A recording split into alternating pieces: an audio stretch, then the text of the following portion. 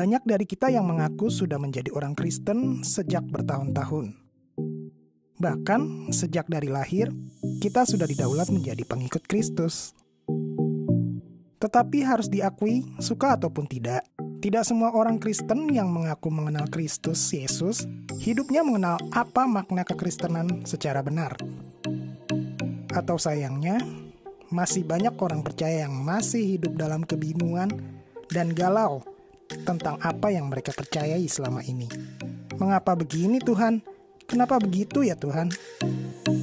Sobat melekat, di dalam Alkitab yang kita baca, tahukah saudara, Tuhan memiliki prinsip-prinsip yang pastinya harus kita pahami dan sadari keberadaannya, jikalau kita ingin menuai hidup yang maksimal di dalam Dia. Nah, kali ini kita akan membahas prinsip-prinsip kebenaran yang jarang disadari oleh kita orang percaya. Mau tahu apakah itu? Nah, buat kamu-kamu semua, sebelum kita masuk lebih lanjut, jangan lupa ya untuk klik tombol subscribe dan aktifkan loncengnya, agar semakin banyak video berkualitas bisa kami produksi. Hidup adalah pertandingan dan proses pembentukan untuk menuju hidup yang maksimal di dalam Tuhan. Tidak tahukah kamu bahwa dalam gelanggang pertandingan, semua peserta turut berlari, tetapi bahwa hanya satu orang saja yang mendapat hadiah. Karena itu, larilah begitu rupa sehingga kamu memperolehnya. Ya, hidup ini bukan hanya sebuah perjalanan dari kelahiran menuju kematian. Tapi di dalam perjalanan itu, Tuhan menginginkan kita untuk menjalaninya semaksimal mungkin, guna menjadi pemenang di garis finish kita nanti. Sebagaimana kita tahu bahwa setiap orang yang turut bertanding pasti dituntut untuk menampilkan kualitas permainan yang terbaik. Begitupun kita umat tebusannya. Setiap kita pasti memiliki arena-arena di mana kita turut bertanding di dalamnya. Seperti halnya lomba lari. Untuk mencapai garis finish, tidak ada yang namanya jalan pintas. Selalu ada proses. Mungkin Anda pernah berkata dalam hati, kenapa ya hidup kita terus dilanda masalah? Dan terkadang kita bisa mengaitkan masalah dan pencobaan itu seolah-olah Tuhan yang sedang mencobai. Itu pendapat yang keliru. Perlu saudara mengerti bahwa Tuhan tidak pernah mencobai siapapun. Apabila seorang dicobai, janganlah ia berkata pencobaan ini datang dari Allah. Sebab Allah tidak dapat dicobai oleh yang jahat, dan ia sendiri tidak mencobai siapapun. Tuhan tahu siapa kita, apa yang kita pikirkan, isi hati kita, Dia tahu semuanya. Tuhan bukanlah Tuhan yang kurang kerjaan dengan sengaja mau mencobai kita. Kita jatuh ke dalam pencobaan itu akibat dari pilihan dan keputusan kita sendiri. Adam dan Hawa jatuh bukan karena di tengah-tengah Taman Eden ada pohon pengetahuan yang baik dan yang buruk, tapi karena keinginan dan pilihan serta kehendak bebas mereka yang mau termakan bujuk rayu ular, sehingga mereka melupakan peringatan keras dari Allah tentang jangan memakan buah dari pohon pengetahuan yang baik dan yang jahat. Kenapa harus ada proses? Agar kita itu belajar untuk semakin berhikmat hari lepas harinya. Tujuannya agar kita maksimal dalam apa yang Tuhan tetapkan untuk kita lakukan. Jadi, kalau yang namanya proses dan pembentukan, sebaiknya kita merelakan hati kita untuk mau diajar dan menjadi semakin lebih baik hari lepas hari. Jadi, enjoy aja ya setiap prosesnya. Tetaplah melangkah dan pegang firman Tuhan sebagai pegangan yang menyempurnakan. Prinsip tabur dan tuai. Prinsip ini juga tidak bisa disangka lagi bahwa Bapa di surga adalah Tuhan yang menghargai orang yang melakukan bagiannya secara tepat, akurat, setia, dan konsisten. Dalam Alkitab dikatakan demikian. Selama bumi masih ada, takkan berhenti-henti musim menabur dan menuai, dingin dan panas, kemarau dan hujan, siang dan malam. Orang-orang yang menabur dengan mencucurkan air mata akan menuai dengan bersorak-sorai.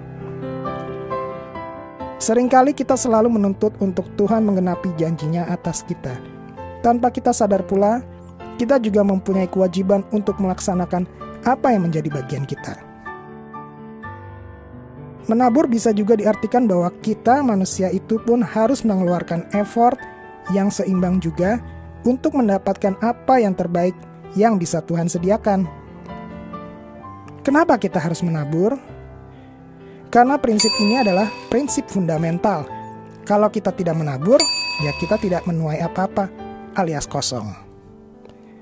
Menabur doa menuai jawaban doa. Menabur kebaikan menuai kebaikan. Menabur usaha secara giat akan menuai hasil usaha yang maksimal. Menabur waktu untuk belajar akan menuai keahlian dari apa yang kita pelajari. Intinya, apa yang engkau inginkan untuk engkau peroleh nantinya, terlebih dahulu, lakukanlah dahulu apa yang menjadi bagianmu. Mulailah menabur serta tanyakan kepada Tuhan, apa dan di mana saya bisa memulai untuk menabur. Ingat, Tuhan itu adalah Allah yang adil. Apapun yang akan ditabur, itulah yang akan orang itu terima. Mengenal Tuhan dan memiliki hidup yang penuh dengan hikmat. Setiap hari kita dihadapkan dengan banyak pilihan. Dan pilihan yang kita ambil pastilah memiliki konsekuensi ke depannya. Apa yang kita alami sekarang itu adalah pilihan kita di masa lalu. Dan apa yang kita alami nanti, itu pun tergantung pilihan kita di masa sekarang.